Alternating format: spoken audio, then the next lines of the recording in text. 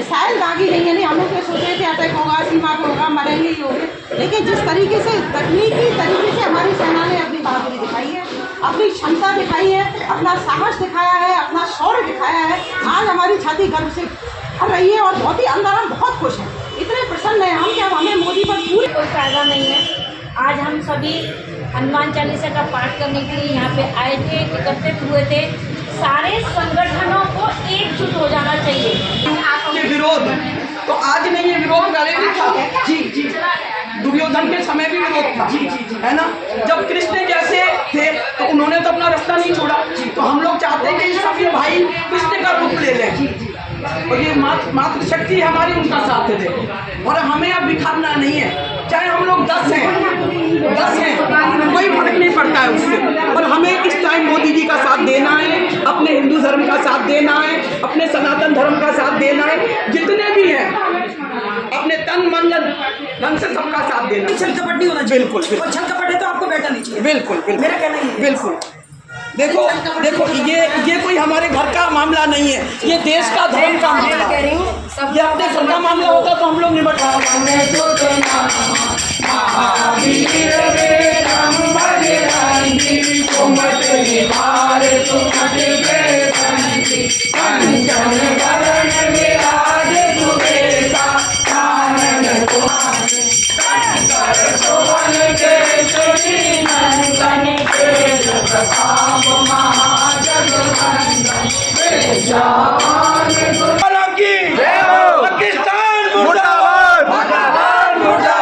पाकिस्तान मुर्दाबाद,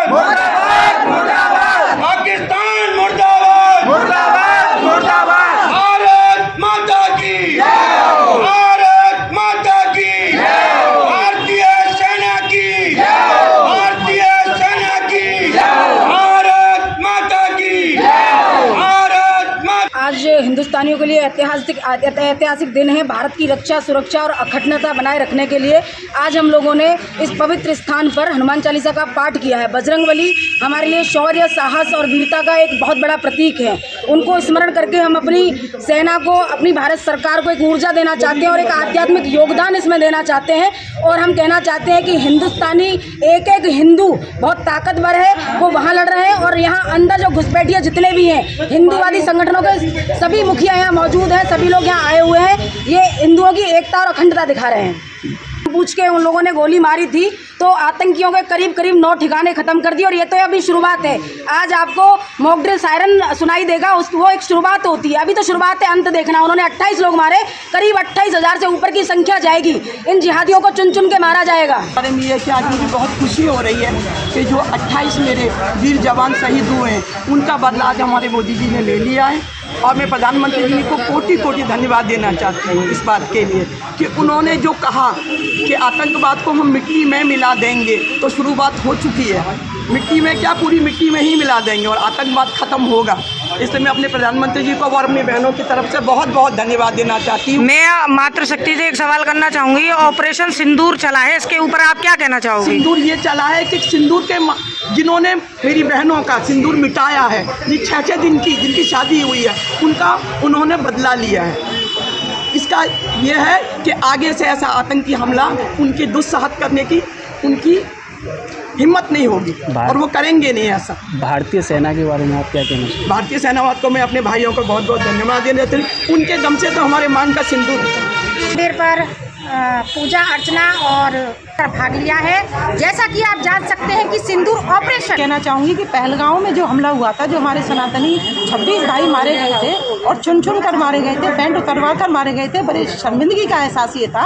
ये पूरे विश्व के लिए कलंक था कि इस तरीके से धर्म के नाम पर और उनके धर्म की पहचान करके उनकी हत्याएं की गई थी, जिससे हमारी बहनें बहुत दुखी थी और उनके सिंदूर उजड़ गए थे। तो आज हमारे वीर भाइयों ने, वीर जवानों ने, वीर हमारी सेना ने, भारत की सेना ने जो गर्व करने लायक काम किया है और बहनों के लिए ही ये श्रद्धांजलि दी है, जिसे सिंदूर ऑपरेशन का नाम दिया गया है। उन्होंने ये संदेश भेजा था कि जाओ, तुमको हम इसलिए छोड़ रहे हैं कि तुम मोदी से जाकर कहो। एक हमारी बहन ने कहा कि मेरे पति को मार दिया है तो मुझे भी मार दो, लेकिन उन आतंकवादियों ने, उन बेधर्मियों ने ये कहा था कि जाओ, हमने तुम्हें इसलिए छोड़ा है कि मोदी जी कह दो। तो उनकी चुनौती आज मोदी जी ने स्वीकार कर ली है और हमारे भारत की सारी मातृशक्तियों ने चुनौती आप दिया पाकिस्तान को, क्या कहना चाहोगे इस विषय में? आज सभी भारत के नागरिकों के लिए और भारत के नागरिकों के लिए नहीं, समस्त भारतीयों के लिए गर्व का पल है। यानी भारत योद्धाओं का देश रहा है। भारत कभी किसी को डराता नहीं है, लेकिन स्वयं किसी से डरता भी नहीं है। तो 22 अप्रैल को और जो पाकिस्तान के द्वारा प्रायोजित आतंकवादियों ने कश्मीर के पहलगांव में, और वो जो पर्यटक साधारणतः वहाँ पर्यटन करने गए हत्या, तो देश के माननीय प्रधानमंत्री जी ने तभी कहा कि हत्याओं को करने वाले आतंकवादी और उनके आका विश्व की धरती के किसी भी छोर पर होंगे, हम उनको छोड़ेंगे नहीं था। और रात्रि को जब सब लोग सोए हुए थे और भारतीय समय के अनुसार 1:05 से लेकर के और 1:30 तक, यानी 25 मिनट के बीच में, और 24-25 मिसाइल हमले, और मिसाइल हमले भी कहाँ पर, तो 5 मिसाइल हमले पाकिस्तान अधिकृत कश्मीर में हैं और 4 के ठिकाने थे। यानी भारत की सरकार ने भारतीय सेना के माध्यम, और जो विश्व का एक बड़ा दुर्दांत आतंकवादी, उसने स्वयं स्वीकार किया है कि मेरे परिवार के 10 परिजन, 4 मेरे साथी